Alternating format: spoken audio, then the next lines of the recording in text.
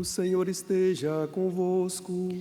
Ele está no meio de nós. Em proclamação do Evangelho de Jesus Cristo segundo Lucas. Glória a vós, Senhor.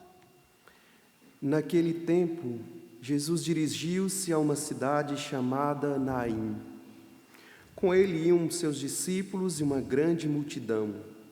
Quando chegou à porta da cidade, eis que levavam um defunto, filho único, e sua mãe era viúva. Grande multidão da cidade a acompanhava. Ao vê-la, o Senhor sentiu compaixão para com ela e lhe disse: Não chores. Aproximou-se, tocou o caixão, e os que o carregavam pararam. Então Jesus disse: Jovem, eu te ordeno, levanta-te. O que estava morto sentou-se e começou a falar. E Jesus o entregou à sua mãe.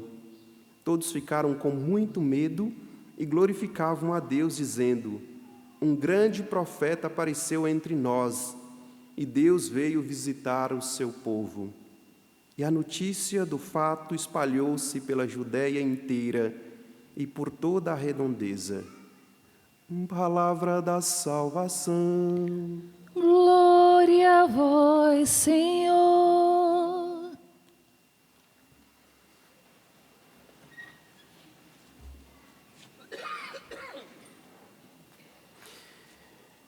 Meus queridos irmãos, hoje, no dia em que rezamos pelos fiéis defuntos, recordamos a sua memória, a Igreja coloca à disposição diversas leituras para o padre, então, escolher. E eu fiz a escolha dessas conforme a liturgia diária que tenho em mãos. Talvez você tenha lido aí no seu celular, em algum aplicativo, uma outra liturgia. Não há problema, são inúmeras, voltada para o tema de hoje, para esta festa dos fiéis defuntos em que celebramos hoje. Vejam, no mês de novembro, a Igreja tem o hábito de recordar aquilo que nós chamamos de novíssimos. Os novíssimos tratam-se das realidades pós esta vida, pós-morte, na verdade. E são 4 aspectos que dizem respeito aos novíssimos, que é morte, juízo, céu e inferno. Estas 4 realidades. Morte, juízo, céu e inferno. Muito bem, ontem nós celebramos a solenidade de todos os santos, e todos nós provavelmente fomos à igreja participar da Santa Missa, um dia de preceito, como é hoje. E nós, então, glorificamos a Deus por tantos e tantos santos e santas, por tantos santos e santas, sejam os canonizados, mas sejam aqueles também, digamos, anônimos, são os justos, são os santos que estão nos céus.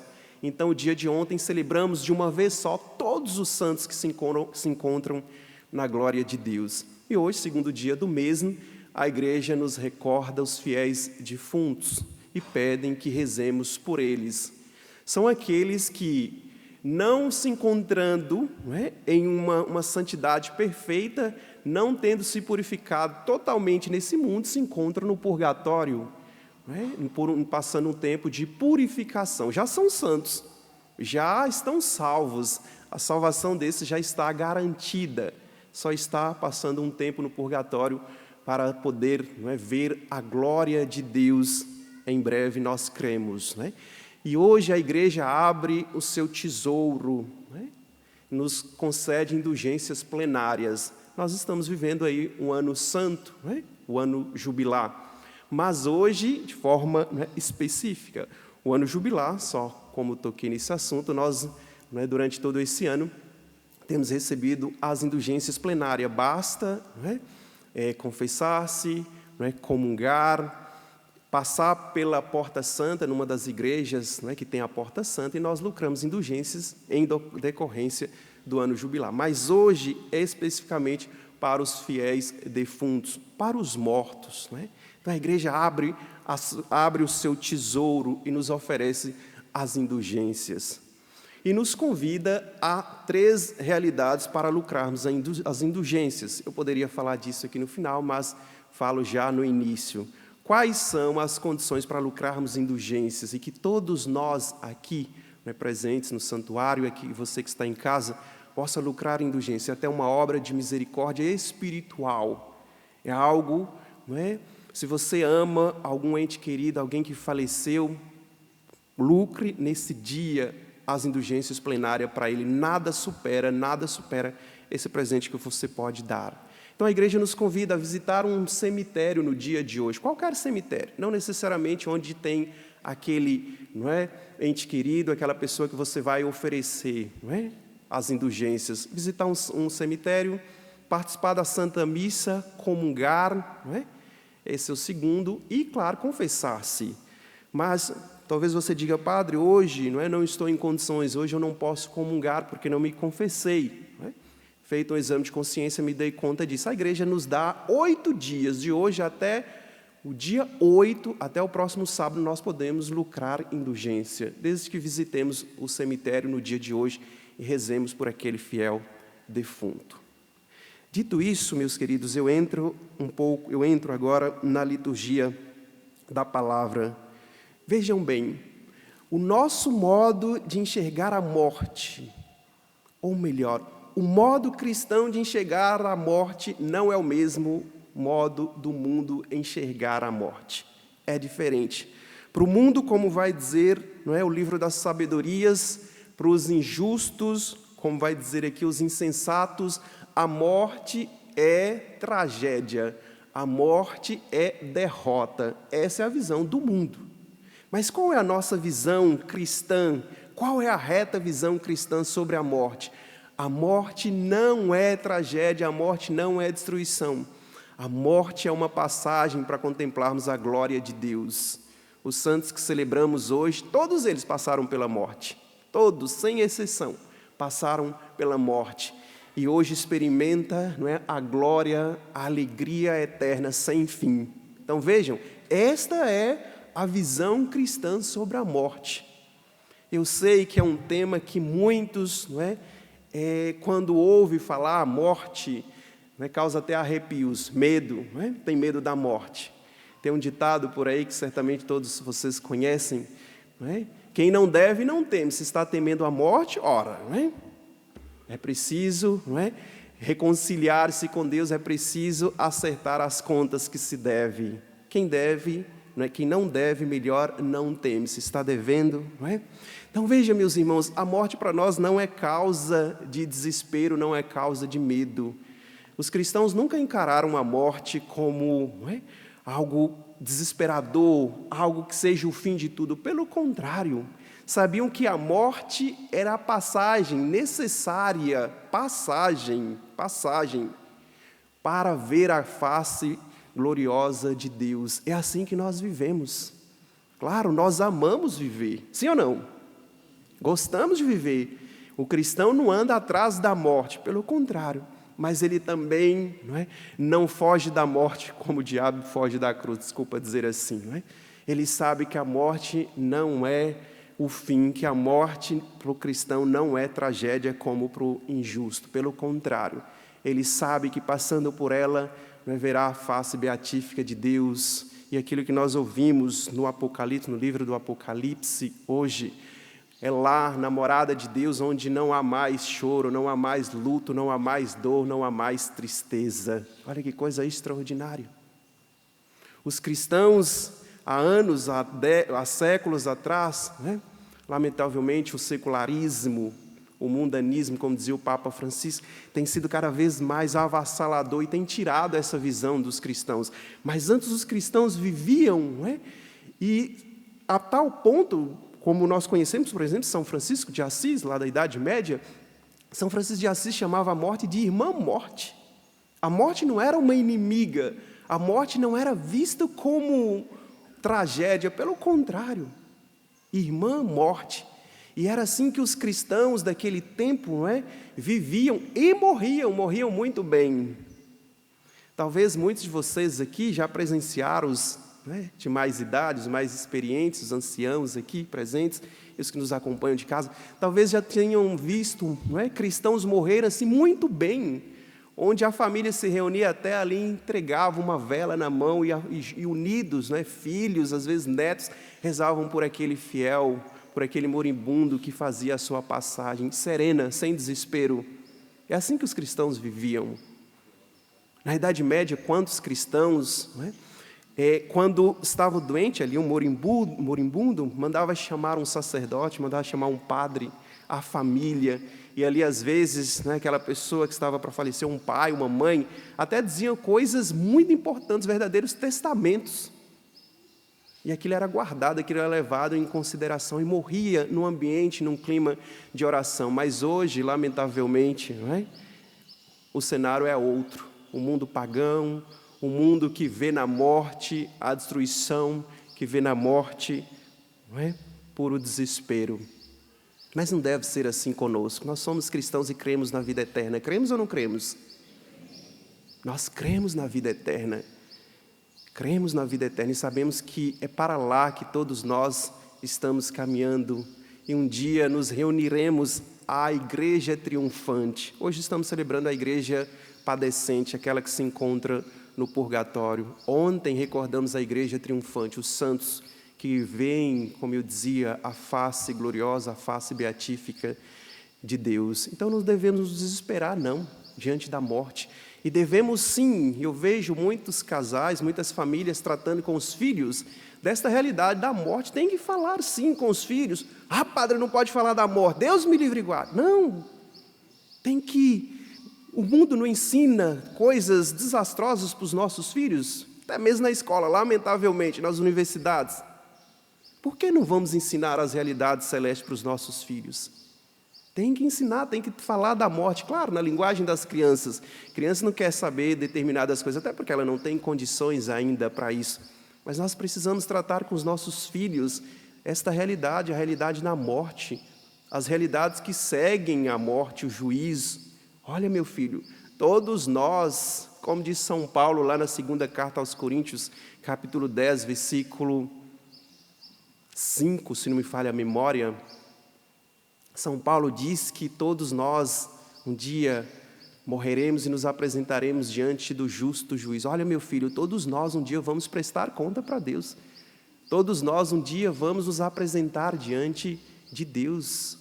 E haverá, sim, uma eternidade, seja ela junto de Deus, para os justos, para aqueles que viverem segundo a vontade de Deus, a santa vontade de Deus, mas há também um inferno para os injustos, por aqueles que durante essa vida conscientemente decidiram viver, não é, um distanciamento de Deus, frustrando assim a finalidade última de suas vidas, que é a visão beatífica de Deus, que é estar junto de Deus. Precisamos conversar isso com os nossos filhos. Precisamos resgatar a verdade sobre a doutrina católica a respeito da morte. No Evangelho nós vemos uma mãe viúva, única coisa que ela tinha, um filho, único bem, podemos dizer assim, que essa viúva tinha. E naquela época a realidade das viúvas era muito difíceis mesmo, tanto que era considerado como alguém, não é, frágil, como alguém vulnerável nos tempos de Jesus. Hoje não, graças a Deus, as viúvas, né, até o próprio Estado tem um aparato, enfim, não é? Mas naquele tempo era muito difícil. E essa viúva aqui perdeu seu filho, a chamada viúva de Naim. É interessante, Jesus está passando e no portão, não é, ali da cidade, na entrada da cidade, as cidades daquela época eram muradas, dois cortejos se encontram. O cortejo daquela mãe que carregava no caixão aquele filho morto, portanto a sua esperança que tinha se perdido, e do outro lado o cortejo da esperança. É o cortejo da dor, do luto e o cortejo da esperança, o cortejo de Jesus com os seus discípulos. É interessante, naquele tempo ninguém podia tocar num caixão, muito menos no morto, porque para a cultura da época tornava-se impuro. E Jesus, como ele está acima de qualquer realidade, ele toca naquele caixão. E diz a mulher, não choreis, como se ele dissesse, olha, a morte na qual se encontra o seu filho, ela não é o fim, ela não é vitoriosa. E aí até recordo São Paulo, lá no capítulo 15 de 1 Coríntios, versículo 25, São Paulo faz uma ironia à morte, dizendo: ó morte, onde está a tua vitória? Ó morte, onde está o teu aguilhão? Cristo venceu a morte com sua morte. E Jesus, ao dizer para aquela mãe, não chores, no fundo ele estava dizendo: minha filha, a morte não é vitoriosa, vitorioso sobre a morte do teu filho sou eu. Jesus toca aquele caixão, rompendo com a cultura da época, com o costume da época, que não podia, tocar, e diz àquele jovem: jovem, eu te ordeno, levanta-te, levanta-te. O cortejo da esperança, capitaneado por nosso Senhor, que se encontra com o cortejo do luto da morte, o cortejo da esperança vence. Aquele jovem que estava morto veio à vida. Ali nosso Senhor estava mostrando para cada um de nós que a morte, que outrora era uma das nossas inimigas, São Paulo vai dizer desses dois inimigos, o diabo e a morte. A morte, nossa inimiga, fora vencida por nosso Senhor. Já ali, de forma antecipada, ele mostra a vitória de Cristo, a sua vitória sobre a morte. E aquilo que vai se consumar com o seu mistério pascal. Morreu na sexta-feira, quando foi no domingo, nosso Senhor ressuscitou. Então, meus queridos, a morte não tem a última palavra. Quem tem a última palavra é quem? Jesus Cristo. Quem tem a última palavra? Jesus Cristo. É esta a nossa fé, esta fé católica. O papelzinho do padre caiu aqui. Para concluir, eu gostaria apenas de trazer um pensamento de São João da Cruz sobre morrer bem. Quem aqui quer morrer bem? Levante a mão para o padre ver. Tenho certeza que você em casa está dizendo: eu, padre, eu quero morrer bem. É isso mesmo. E o mais importante para o cristão não é como começa, viu? É como termina, é como se morre. E como padre, já tive a graça de presenciar mortes extraordinárias, pessoas que morreram muito bem. São João da Cruz, então, diz 3 coisas. Lá na sua obra, A Subida ao Monte Carmelo, ele diz o seguinte: para morrer bem, 3 degraus. Primeiro, desapegar-se do mundo. Desapegar-se do mundo. Quanta gente apegada ao mundo. E o mundo aqui significa bens materiais, aquelas coisas. Tem pessoas que estão tão arraigadas, A morte está chegando e ela está ali, apegada. Desapegar-se do mundo é a primeira condição para morrer bem. A segunda, diz São João da Cruz, desapegar das pessoas. E prestem atenção, apego não é amor. Quando você vê aquelas pessoas lá diante do caixão desesperada, acabou o sentido da minha vida agora e não sei o quê. São pessoas apegadas, elas não amavam. Apego não é amor. Apego, repito, não é amor. Desapegar-se das pessoas, a segunda condição. E a terceira e última condição para morrer bem, coisa que todos nós queremos, é desapegar-se de si mesmo, para a última etapa, que é o mergulho em Deus. Desapegar-se de si mesmo. Talvez aqui esteja a coisa, aqui nós encontramos a coisa mais difícil. Desapegar-se do mundo, ok. Desapegar-se das pessoas, também. Mas desapegar-se de si mesmo, das suas vontades, dos seus quereres. Eis aqui a grande questão, meus queridos irmãos. Que a Virgem Maria e São José, aquele que é o patrono da boa morte, intercedam por nós, para que, quando chegar a nossa vez, e vai chegar, morramos bem. Louvado seja nosso Senhor Jesus Cristo.